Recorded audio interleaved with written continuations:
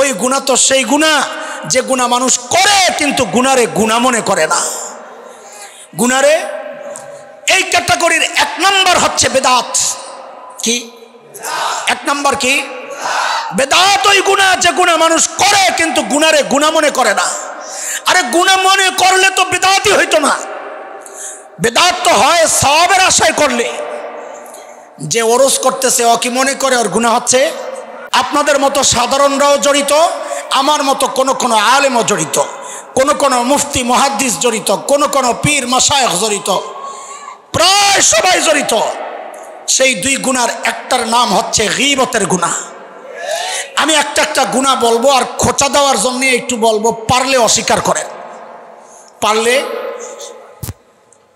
গীবত এটা আমাদের জন্য এখন ডাল ভাত হয়ে গেছে। 2 নম্বর গুনাহ যে গুনাহ এই সমাজের প্রায় সবাই জড়িত, আর এমনকি ছোট্ট বাচ্চাটাও জড়িত, সেই গুনাহটার নাম হচ্ছে টাচ মোবাইলের গুনাহ। পারলে অস্বীকার করেন। মোট কয় গুনাহ? 2টা গেল। 1 নম্বর গীবত, 2 নম্বর আরো 2টা গুনাহ এমন আছে যে গুনাহ এই সমাজের অধিকাংশ পুরুষ জড়িত। কি সেই গুনাহ? এই সমাজের অধিকাংশ পুরুষ দাড়ি কাটার গুনায় জড়িত। 4 নম্বর, এই সমাজের অধিকাংশ পুরুষ টাকনুর নিচে কাপড় পরার গুনায় জড়িত। ঠিক। 5 নম্বর গুনাহটা বললে আমার উপর অনেকে খেপে যাবে। না আমি তো বলবোই, তুমি না বললেও আমি বলার জন্যই তো বইছি মিয়া। আর বলার পর ঠিকটাও যে জোরে কইবা সেটাও আমি জানি। দরুম ওই সময় ঠিক জোরে কইলে ঠিকই দরুম খারো। সেটা হচ্ছে এই সমাজের অধিকাংশ পর্দানশীল নারীরা যে গুনায় জড়িত। পর্দা করেও গুনায় জড়িত। মানে কি এটার মানে বুঝতে হইলে কোরআন পড়তে হবে। 18 নম্বর পারার সূরাতুন নূর 2টা আয়াত, 30-31 নম্বর আয়াতে আল্লাহ পর্দার কথা বলেছেন। 30 নম্বর আয়াতে পুরুষের ও 31 নম্বর আয়াতে মেয়েদের পর্দা সম্পর্কে আল্লাহ বলেছেন। সে জায়গায় আল্লাহ ছোট্ট করে একটা কথা বলেন, ওয়ালা ইউবদিনা যিনাতাহুন্না, মেয়েরা যেন তাদের সৌন্দর্য প্রকাশ না করে। মুফাসসিররা বলেন, কাজী কোনো নারী যদি ছালার চট গায়ে দিয়ে নিজের সৌন্দর্য গোপন করে তো ইসলাম বলবে সে শরিয়া অনুযায়ী পর্দা করেছে। কোন নারী যদি ঘরের কাঠামো দিয়ে সৌন্দর্য গোপন করে তো ইসলাম বলবে সে শরিয়া অনুযায়ী পর্দা করেছে। কিন্তু কোন নারী যদি ঝিকঝাক বোরকা, রং বেরঙের বোরকা, টাইট ফিট বোরকা, আটোসাটো বোরকা, ডিজাইনের বোরকা পরে পর্দা করে তো ইসলাম বলবে সে শরিয়া অনুযায়ী পর্দা করে নাই। কেন? শরীয়তের পর্দা হচ্ছে সৌন্দর্য গোপন করার জন্যে। দুঃখজনক হলেও সত্য, আজকালকার অধিকাংশ বোরকা দিয়া সৌন্দর্য গোপন হয় না, বরং সৌন্দর্য ওপেন হয়, প্রকাশ পায়। আগের গুলা কি বেঠিক? তো এই ঠিকটা যে জোর হইল, কথা ক, এই ঠিক জোর হইল কে? প্রশ্ন কমন পড়ছে। গাদা ঠিক যে গেছে, তোমার বিরুদ্ধে খবর আছে, বোরকা কিনটা তো তুমি দিছ। আবার ঠিক জোরে কয়, এটাও ঠিক। আজকালকার বোরকা যে সৌন্দর্য গোপনের জন্য না ফ্যাশনের জন্য, প্রমাণ কাটাবনজান। জানি না আমার কথা শুনে বেড়ারা সাইনবোর্ড নামায় ফেলছে কিনা। বোরকার দোকানের নাম কি জানেন? একদিন তাকায় আমি হাসতেছি, আর কই হাসলেও লাভ নাই, আমার উপকার হয়েছে, কারণ আমি দলিল পাইছি। বোরকার দোকানের নাম ফ্যাশন হাউস। বলে বোরকার দোকানের নাম। আমি দোকানদারের ধন্যবাদ জানাইছি, ও মুনাফিকি করে নাই, ইমানদার। ও বোরকা বেচার সময় নোটিশ লাগাইয়া দিছে, আমার কাছে শরীয়তের বোরকা পাওয়া যায় না, আমার কাছে ফ্যাশনের বোরকা পাওয়া যায়, লাগলে আসো না এলাকাইটা বড়। কথা লম্বা করার সুযোগ নাই। ভাই মনে হয় আত্মুখ মুস্তাছে। হ্যাঁ আয় তোরা আস্তে আস্তে লই আয়, খামাখা মানুষের কষ্ট হইতেছে, মরে যাবো কতক্ষণ পরে, যেমনি চাপাচাপি করতেছে, তেল বেরিতেছে ভালো করে। কি এটি? আরে ঘরে যায় মোবাইলে দেখ গাজা। আরে আল্লাহ, কোন দুর্ঘটনা ঘটা যায়, আমি ডরাইতেছি। ওটা কি বাইরে পেশায় লইতেছে উপরে দিয়া নাকি? ওগলা? ও আমি আর মনে করছি কলু করে লইতেছে কিনা, নাহলে আনবো কেমনে দিক দিয়া। আল্লাহ, খেয়াল করেন, খেয়াল করেন, শোনেন এদিকে তাকান। এই তোরা আওয়াজ করিস না। আরে বসানো যাবে না এইভাবে, হোগলা বিছায় এখন বসানো যাবে না। এখানে কেমনে বসাবে? এখানে দিলে সমস্যা, সমস্যা, নিরাপত্তার ব্যাপার। টাচ মোবাইলের গুণা 3, দাড়ি কাটার গুণা 4, টাকনুর নিচে কাপড় 5, ফ্যাশনের বোরকা। কিন্তু আমাদের বিষয় আফসোসের জায়গা এটাও না। গুণা তো কত রকমের গুণাই হচ্ছে।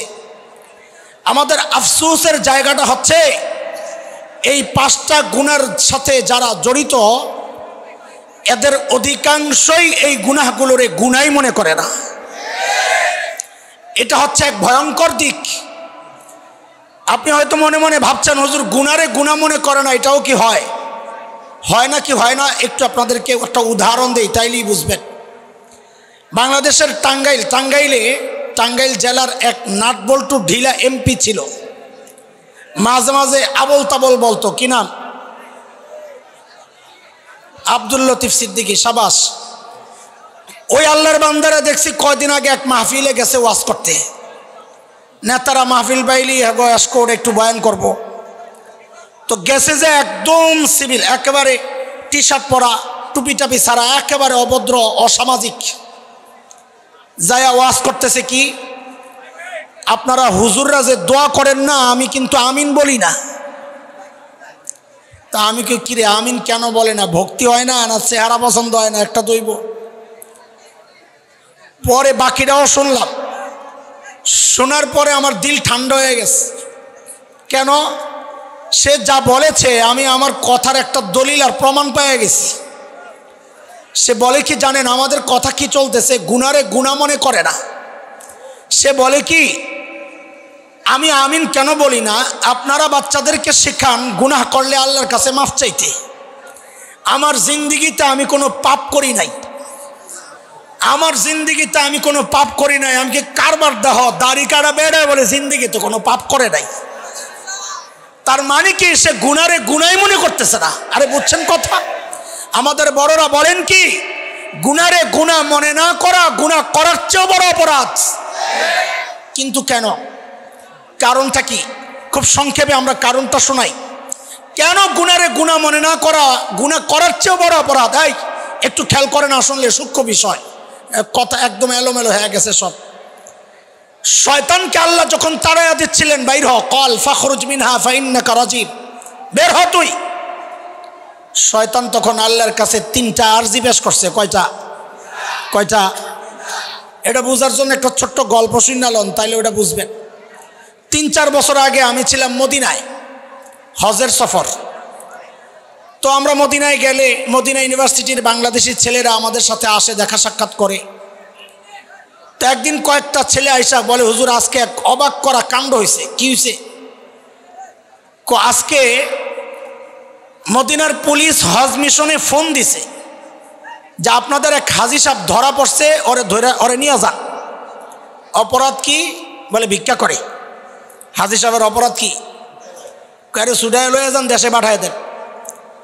তো ছাত্রদেরকেই পাঠাইছে ওকে আনতে, ওরা আরবি টারবি জানে। হুজুর থানায় যায়া দেখি এক আল্লাহর বান্দা যে বৈশা রইছে, এর মুখের মধ্যে কোনো অনুশোচনার যে ভাব কিচ্ছু নাই, মনে হয় কোনো অপরাধ করে নাই, ভিক্ষা না করছে। হাত 2টা কাটা, হাত নাই। তো চিন্তা করলাম যা জানার সব পরে জানুম, আগে ছুটাই। ছুটায় গাড়িতে উঠায় জিজ্ঞেস করলাম, হাত নাই কেন? তা হ্যাঁ শোনাইতেছে তার ইতিহাস, যে আসলে ছিলাম ডাকাইত। হুজুর ও এমনভাবে বলতেছে মনে হয় যেন ডাকাতি কোনো অপরাধ না, একটা সম্মানজনক পেশা। তারপর গণ পিটুনি খাইয়া হাত 2টা হারাইছি। তো এখন আল্লাহ তো রাজ্জাক, মান্দার রিজিকের মালিক, আল্লাহ একটা ব্যবস্থা করে দিছে আমারে। কি ব্যবস্থা? বলে হজের সিজন আইলে কিছু টাকা জোগাইয়া হজে পড়িস, আয়া মক্কা মদিনা মিনা মুজদালিফা আরাফায় ভিক্ষা করিস। আলহামদুলিল্লাহ, আল্লাহ শুকুর, আল্লাহ এত বরকত দেন, এত বরকত দেন, হজের খরচ টরচ উইটাও যা থাকে সারা বছর চলতে পারিস। এই ফাঁকি দিয়ে আবার কোন বুদ্ধি শিখাইতেছি, কে আবার নিয়ত টিয়ত করে আলাই শেষে আবার আরেক মুসিবত। খবরদার, জামিন পাইবা না কিন্তু। বলে হুজুর ও যে কথা বলতেছে, ও যে একটা অপরাধ করছে, ওর মধ্যে কোনো অনুশোচনার ভাব নাই। অফিসে বসায় রাখছে, রিটার্ন টিকেটের ব্যবস্থা হচ্ছে, ওকে দেশে পাঠাইয়া দিবে। ও যখন বুঝছে যে আমার দেশে পাঠাইয়া দিব, ও বলে হঠাৎ করে বলে কি, আপনারা কি আমার দেশে পাঠাইয়া দিবেন? দিব না, তুই যেই বদনাম করছস দেশে পাঠাইয়া দিবেন, ঠিক আছে, তো আমার যে পাঠাইয়া দিবেন খালি হাতে দিবেন নাকি, কিছু দিবেন টিবেন না আমারে? বাপরে বাপ, হ্যাঁ যে ইনভেস্ট করছে ইনভেস্ট ফেরত চায়। ওই গল্প শুই না আমার শয়তানের কথা মনে পড়ছে। ঠিক শয়তানকে আল্লাহ যখন কইছে তুই বাইর, তখন শয়তানে কইছিল আমারে যে বাইর করে দিবেন, আমারে কিছু দিবেন টিবেন না, তার লাগে তোর কি লাগবো? তো শয়তান 3 জিনিস চাইছে। কয় জিনিস? 1 নাম্বার, রব্বি আনজিরনি ইলা ইয়াউমি ইউবাসুন। ব্যাখ্যায় যাচ্ছি না, শয়তান লম্বা হায়াত চাইছে একদম শেষ পর্যন্ত। আল্লাহ বলছেন ইন্নাকা মিনাল মুনজারিন, যা দিলাম। শয়তানকে আল্লাহ আরেকটা লাগবে। বলে কি? বলে আদমকে তো সন্তান দিবেন অনেক, তা আমি যে দুনিয়ায় যায় বলবো আয় খেলা হবে, তা আমার কর্মী লাগবে না? কি চাস? আমারও সন্তান দেওয়া লাগবে। এই ফাঁকি দিয়ে একটা কথা জিজ্ঞেস করি, শয়তানের বাচ্চা লাগবে চাইলো কার কাছে? এটা সবাই একটু বলো তো জোরে সরে। শয়তানের বাচ্চা লাগবে চাইলো কার কাছে? আরো জোরে, আরো জোরে। তাইলে তুমি শয়তানের চেয়ে খারাপ। শয়তানের বাচ্চা লাগলো ও চায় আল্লাহর কাছে, আর তোমার বাচ্চা লাগলে তুমি যাও খাজার কাছে আর মাজার কাছে, কবরওয়ালার কাছে। তুমি বলে শয়তানের চেয়ে খারাপ। এই যে মাঝে মাঝে আমি বলি শয়তানের বড়টা পোলাবেন খুঁজা পায় না, শয়তানের বড়টা আবার কেমন হয়? আমি কই লিস্টের মধ্যে নাম ওড়ায় রাখ, যেটা বাচ্চা খাজার কাছে চাইবো ওটা শয়তানের বড়টা, কারণ শয়তান বাচ্চা চাইছে কার কাছে? কথা কয় না। শয়তান কয় আল্লাহ এটি দিয়ে তো বাইরে গন্ডগোল করো, ভিতরে ঢুকিয়া কিছু কাহিনী করতে চাই, আর রাতে ঘুমাইতে দেবো না, কয় না ভিতরে ঢুকিয়া, তো ভিতরে ঢুকার একটা সুযোগ দেন। আল্লাহ কয় যা, তাও দিলাম। নবী আলাইহিস সালাম বলেন ইন্না শাইতান ইয়াজরি মিনাল ইনসান মাজরাদ দাম। শয়তান মানুষের রক্তের রেশায় রেশায় দৌড়ায়। কয় সুযোগ পাইছে? জোরে কও কয়টা? আরো জোরে কয়টা? শয়তানকে যখন আল্লাহ 3 সুযোগ দিছে, এখন আমার বাবা বৈশা বৈশা কান্না করে। আল্লাহ সব তো দিয়ে দিলেন ওরে, এখন আমি আমার সন্তানকে নিয়ে দুনিয়ায় ওর সাথে টিকবো কেমনি? আমারও কিছু সুযোগ সুবিধা দেন না। তো আল্লাহ বলেন আপনার জন্য সুযোগ একটা স্পেশাল তো আমি রেখে দিছি। আমার বান্দার জন্য আমার মায়া নাই, আমি আমার বান্দার জন্য সুযোগ একটা রাখছি। বলে কি? বলে আমার বান্দা গুনাহ করবে করবে করবে করবে, করতে করতে জীবন পার, জীবনের শেষ সময় আয়েশা যদি খালি বলে ও আল্লাহ আমি ভুল করছি, আমারে মাফ করে দেন, আমি ওর জিন্দগির সব গুনাহ মাফ করে দেব। কয় গুনাহ? কয় গুনাহ? আমার বাপে তো খুশি যে এই অফার লইয়া দুনিয়ায় যাওয়া যায়, আপনি সব মাফ করে দিলে আমার কোনো টেনশন নাই। কিন্তু বাপ খুশি হইলে কি হবে? শয়তান তো লাফায় উঠছে। হ্যাঁ কি বললেন? এটা সব যদি মাফ করে দেন তো আমার এই ঘোড়ার ডিমের 3 সুযোগ দিচ্ছেন কি জন্যে? আমি ওটি ডাউন করুন কি? সারাদিন মেহনত করে আমি আরে গোমরা করুম, আর বিকালবেলা আপনি মাফ করে দিবেন তওবা করলে? শুনে তখন শয়তান আল্লাহকে একটা হুমকি দিছিল। খেয়াল করেন কথা কোত্থেকে আনছি। গুনারে গুনাহ মনে না করা, কেন? গুনাহ করার চেয়ে বড় অপরাধ কেন? ওই যে কেনর কারণ খুঁজতে যায় এই প্রসঙ্গে আসলাম। এই যে কেন বলার সময় আসছে, কারণটা শোনেন। তখন শয়তান আল্লাহকে একটা হুমকি দিছে, আল্লাহ আপনার বান্দার জন্য আপনার এত দরদ আর মায়া, আপনার বান্দা তওবা করলে আপনি সব মাফ করে দিবেন। তো শুনেন, আমি শয়তান অত বাটপার কম না। আমি কি করব জানেন? আপনি তওবা করলেই তো মাফ করবেন। আমি আপনার বান্দাকে দিয়ে এমন গুনাহ করাবো যেন সে তওবা না করে, যেন সে মুহাক্কিক ওলামারা পেরেশান হয়ে গেছেন। ওই গুনাহ কোনটা যা মানুষ করে কিন্তু তওবা করে না? খুঁজতে খুঁজতে পাওয়া গেছে ওই গুনাহ তো সেই গুনাহ যে গুনাহ মানুষ করে কিন্তু গুনারে গুনাহ মনে করে না। গুনারে এই ক্যাটাগরির 1 নম্বর হচ্ছে বেদাত। কি 1 নম্বর? কি বেদাত? ওই গুনাহ যে গুনাহ মানুষ করে কিন্তু গুনারে গুনাহ মনে করে না। আরে গুনাহ মনে করলে তো বেদাতই হইতো না। বেদাত তো হয় সওয়াবের আশায় করলে। যে ওরস করতেছে ও কি মনে করে ওর গুনাহ হচ্ছে? তওবা কেন করবে? এটা শয়তানের এক ভয়ঙ্কর ফাঁদ, যে গুনাহ তো করবে কিন্তু গুনারে গুনাহ মনে করবে না। এটা শয়তানের এক ভয়ঙ্কর ফাঁদ। দোস্ত, ওই যে আমাদের প্রসঙ্গ ছিল, যে সমস্ত গুনাহ আল্লাহ ছাড় দেন কিন্তু ছেড়ে দেন না, কোন সেই গুনাহ?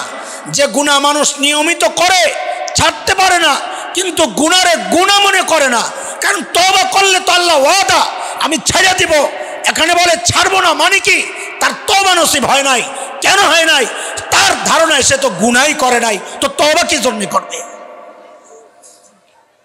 এই জন্য আমাদের বড়রা বলে গুনাহ করার চেয়ে গুনাহকে গুনাহ মনে না করা, এটা গুনাহ করার চেয়েও বড় অপরাধ। এইবার বলেন, এই গুনাহ আমরা ছাড়তে চাই কিনা?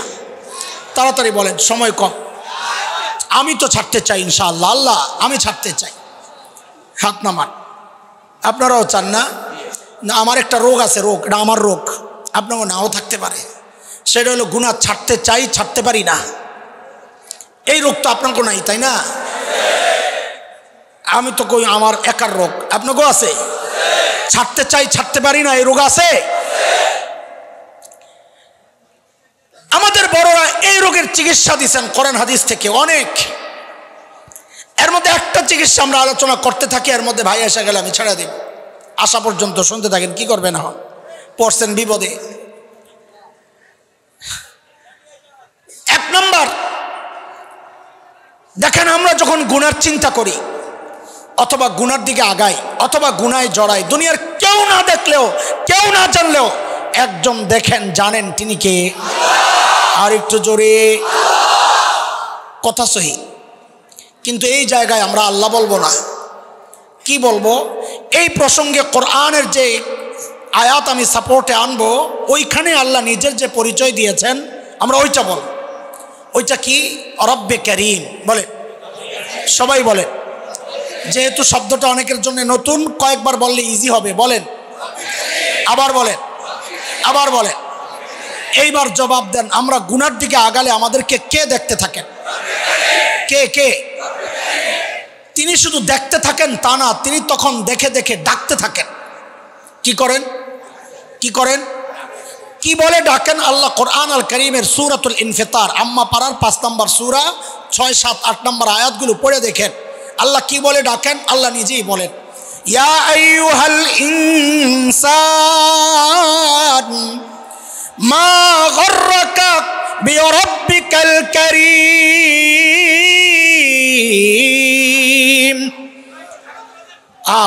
চলে আসছে, আর আগে পারবো না ইনশাল্লাহ। ভবিষ্যতে আবারও কখনো এই বিষয়ে আলোচনা করার সুযোগ থাকলে আমরা করবো ইনশাল্লাহ।